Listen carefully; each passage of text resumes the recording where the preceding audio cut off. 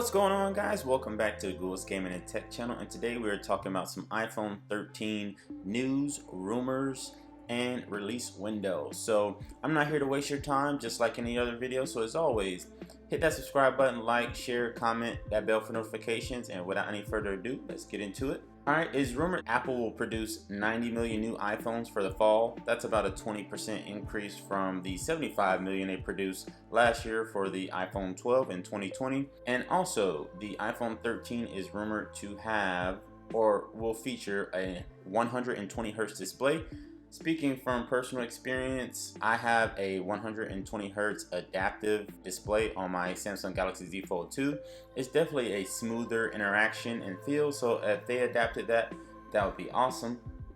And hopefully they can catch on to that wave of Samsung. Also, one big thing that is pretty interesting is they are rumored to be skipping the Touch ID for the iPhone 13. I don't think that's a good idea. Having that extra layer of security is always good to have in place, definitely how things are nowadays.